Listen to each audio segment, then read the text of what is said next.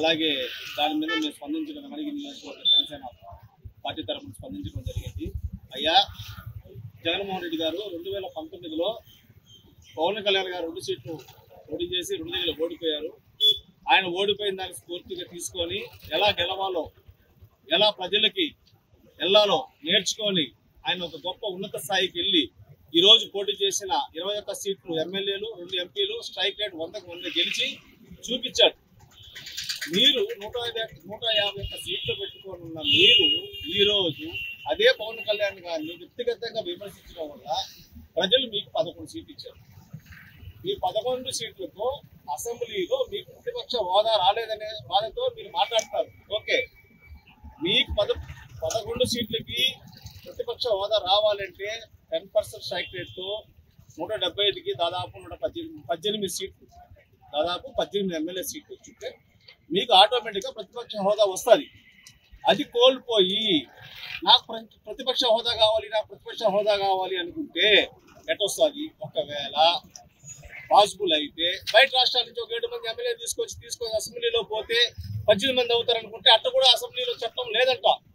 కాబట్టి నువ్వు ప్రతిపక్ష హోదా కావాలి, నా మైక్ కావాలనుకుంటే నువ్వు సొంతంగా మైక్ పెట్టుకో, మాట్లాడుకో. పవన్ కళ్యాణ్ గారిని వ్యక్తిగతంగా విమర్శించాల్సిన అవసరం ఏముంది? నువ్వు ఒక్కడవే 21 సీట్లకి 21 గెలిచిన మా పవన్ కళ్యాణ్ మాట్లాడితే నువ్వు 151 సీటు రూలింగ్ లో ఉండి 175 స్థానాలకు పోటీ చేసి 11 సీట్లు పరిమితమయ్యారు. ఒకనొక స్టేజ్లో 9కే వచ్చాయి. మీ టైం మళ్ళీ సాయంత్రం బాగుండి 2 సీట్లు పెరిగి 11కి వచ్చారు, కానీ లేకపోతే సింగిల్ డిజిటే మీది.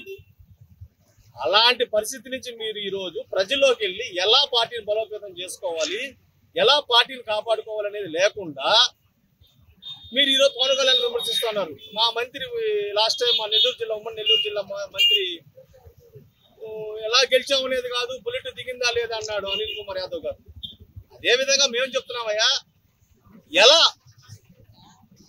ఓడిపోయామో అలాగే గెలిచి బుల్లెట్ దిగిందా లేదా అని చెప్పి డిప్యూటీ సీఎం చూపించాము. మాది చాలా చిన్న పార్టీ, పేదల పార్టీ, మధ్యతరగతి పార్టీ, మాది కార్పొరేట్ పార్టీ కాదు.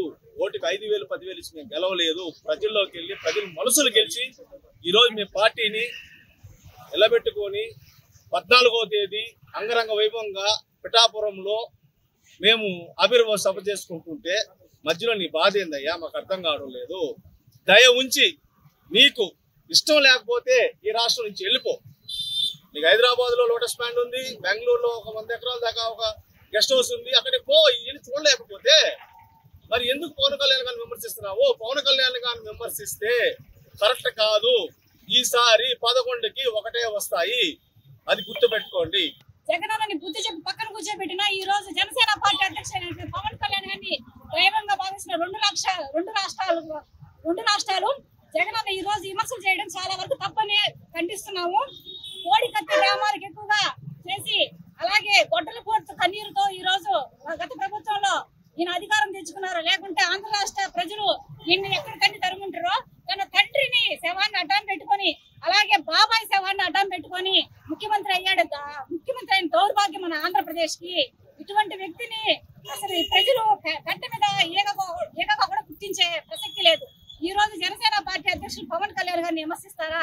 ముందు మీరేంది, మీ స్థాయి ఏంది అర్థం చేసుకోండి. 11 స్థానాలు ఇచ్చి మిమ్మల్ని అసెంబ్లీకి పొమ్మంటే అక్కడ అసెంబ్లీలో పోయి కూటమి ప్రభుత్వ నాయకుల మధ్యలో కనీసం 11 నిమిషాలు కూడా కూర్చోలేకపోయి పరుగులు తీశారు మీరు. ఇది మీ చేతకానితనం, మీ యొక్క అభివృద్ధి ఆంధ్ర రాష్ట్రం మీద. అటువంటి ఈ రోజు మీరు కూటమి ప్రభుత్వ నాయకులు జనసేనని విమర్శిస్తారా?